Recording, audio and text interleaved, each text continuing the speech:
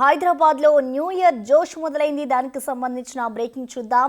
దీంతో పోలీసులు కూడా అలర్ట్ అయ్యారు. ఎవరికి ఇబ్బందులు లేకుండా, అల్లర్లు జరగకుండా చర్యలనైతే మొదలుపెట్టారు. పబ్స్, హోటల్స్ లో డ్రగ్స్ వాడకంపై కూడా అనుమానాలు ఉండడంతో ఆకస్మిక తనిఖీలు చేస్తున్నారు.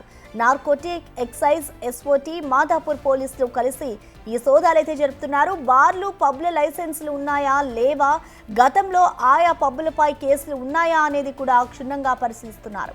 పొరపాటున ఏదైనా ప్రమాదం జరిగితే కస్టమర్లు ఎస్కేప్ అవ్వడానికి ఎలాంటి రక్షణ సౌకర్యాలు ఉన్నాయని చెక్ చేస్తున్నారు. కొన్నిట్లో డాగ్ స్క్వాడ్ తో ప్రత్యేకంగా తనిఖీలు కూడా జరుగుతున్నాయి.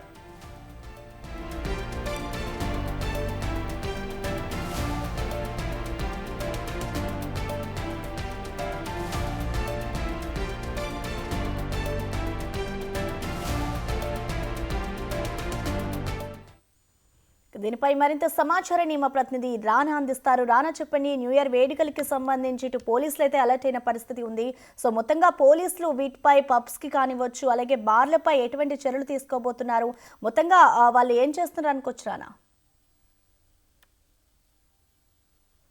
కేవలం ఒక్కరోజు మాత్రమే ఉంది. దాదాపుగా ఈసారి ఈవెంట్ల సంఖ్య కూడా చాలా వరకు పెరిగింది. సైబరాబాద్ కానీ, అలాగే జూబ్లీ హిల్స్ కానీ, బంజారా హిల్స్లో కానీ ఎక్కువగా ఈ వేడుకలు అనేది పెడుతున్నారు. తర్వాత అటువైపు హైదరాబాద్ కమిషనరేట్ పరిధిలో కొద్దిగా ఈవెంట్స్ అనేది తక్కువ ఉన్నప్పుడు కానీ రాచకొండ పరిధిలో కూడా చాలా ఎక్కువగా ఉన్నాయి. సో ఈ నేపథ్యంలో ఈ మధ్యకాలంలో మనం చూస్తున్నాం, రాచకొండ పరిసర ప్రాంతాల్లో ఎక్కువగా ఈ డ్రగ్స్ వినియోగం కానీ, అలాగే గంజా వినియోగం కానీ ఈ బార్స్ అండ్ రెస్టారెంట్స్లో విరివిగా కూడా కనపడుతున్న నేపథ్యంలో ఎస్ఓటీ పోలీసులు కానీ, అలాగే నార్కోటిక్ పోలీసులు కానీ, రాచకొండ పోలీసులు కూడా సంయుక్తంగా కూడా వీళ్ళు ఆపరేషన్స్ అనేది కూడా స్టార్ట్ చేసినటువంటి నేపథ్యం అయితే కనపడుతుంది.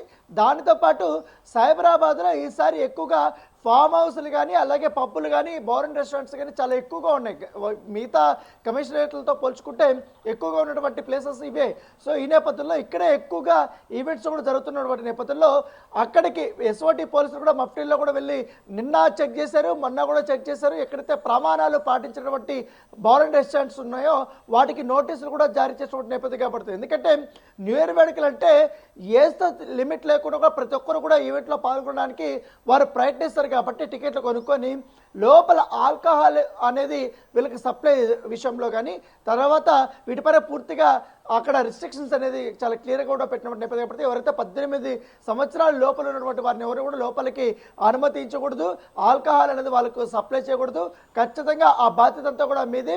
ఒకవేళ కానీ గంజాయి కానీ, లేకపోతే ఇతర మాదక ద్రవ్యాలు కానీ అక్కడ సేవించినట్టుగా మాకు కానీ తెలిస్తే మాత్రం ఖచ్చితంగా ఎంటైర్ పబ్ని మేము సీజ్ చేస్తాం, మీ పైన చాలా క్రిమినల్ కేసులు తీసుకుంటామనేది కూడా పోలీసులు వారికి హెచ్చరికలు జారీ చేసినటువంటి నేపథ్యం అయితే కనపడుతుంది. దాంతోపాటు ఈ యొక్క డీజేలు కానీ ఎంతవరకు నిర్వహించాలి ఈవెంట్ అనేది కూడా ఒక టైమింగ్ అనేది కూడా పెట్టినటువంటి పరిస్థితి అయితే కనపడుతుంది. కంపల్సరీ కూడా మోతాదుకి మించి ఆల్కహాల్ని సప్లై చేయకూడదు అనేసి కూడా వాళ్ళకి నోటీసులు ఇచ్చారు. దానితో పాటు ఇటీవల కాలంలో వరుసగా ఇన్సిడెంట్ జరిగినటువంటి 4 పబ్బుల మీద పోలీసులు చర్యలు తీసుకున్నారు. వాళ్ళకి న్యూ ఇయర్ సెలబ్రేషన్ చేయడానికి పర్మిషన్ అయితే ఇవ్వలేదు.